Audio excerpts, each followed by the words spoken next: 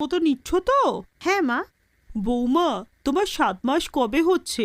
আমাদের আবার তো সাধের অনুষ্ঠানটাও করতে হবে। মা গত পরশুই তো 7 মাস হয়ে গেছে। ও, তাহলে তো বাড়ির সবাইকে বলতে হবে, কারণ এই অনুষ্ঠানটার তো আবার আয়োজন করতে হবে। বাড়িতে সাধের অনুষ্ঠানের কথাবার্তা শুরু হয়ে গেল।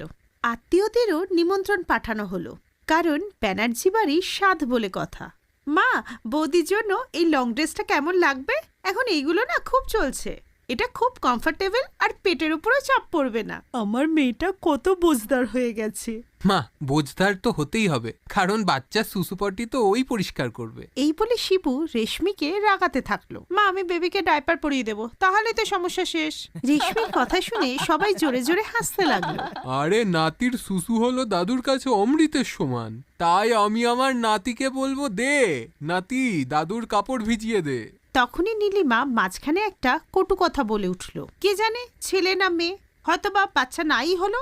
নীলিমার এই কথা শুনে অরুণের খুবই রাগ হয়, তাই ও রেগে গিয়ে নীলিমাকে চড় মারতে গেলে শ্বশুরমশাই ওকে আটকে দেয়। কি বললে? বাবা অরুণ, নীলিমা, হয়তো এই জন্যেই আমরা নিঃসন্তান, কারণ তুমি নিজেদের খুশি দেখতে পারো না। সবার হাসি মুখটা নীলিমার জন্য উদাস হয়ে গেল। ছাড়ো, এসব কথা বাদ দাও। এটা আমাদের পরিবারের প্রথম সন্তান, তাই আমরা উদাস মনে বৌমার সাধের অনুষ্ঠান করব না। তাই সবাই নিজেদের কাজ বুঝে নাও, কারণ কালকের দিনটা আমাদের খুব খুশির দিন। এরপর সবাই মিলে পরের দিনের সাধের অনুষ্ঠানের কাজে লেগে গেল। কিন্তু অরুণের ব্যবহারটা নীলিমার এত খারাপ লাগে যে ওই রাতে গৌরীকে মারার জন্য নীলিমা ওর দুধে বিষ মেশাতে যাচ্ছে। কিন্তু তখনই ও শুনতে পেল। এটা তুমি কি বলছো গৌরী? তুমি তোমার প্রথম সন্তান বৌদিকে দিয়ে দেবে? কিন্তু কেন? কারণ দিদি যে এই বাড়ির বড় বউ। কারণ আমি জানি সে অনেক বছর ধরে এই বাড়িতে নিজের মমতাকে বুকে চেপে রেখে সবারই কটূক্তি সহ্য করছে। বংশের প্রথম সন্তান দিদির হওয়া উচিত।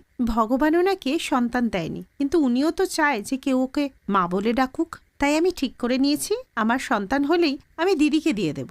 এই বাড়ির প্রথম সন্তান দিদিরই হবে।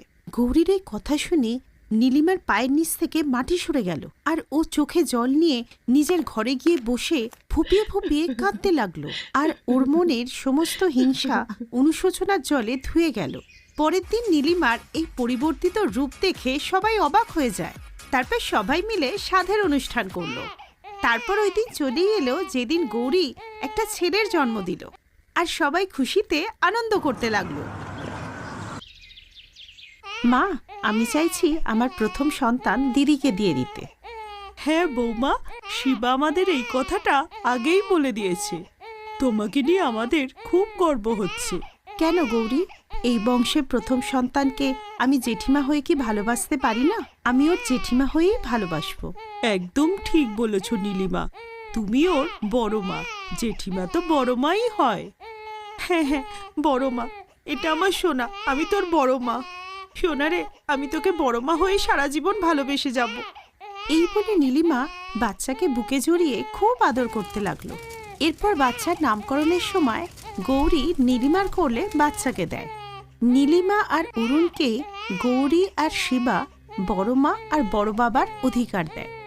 আর তাই আজ ব্যানার্জি পরিবারের প্রথম সন্তান ছিল তার বড় বাবা আর বড় মায়ের কোলে।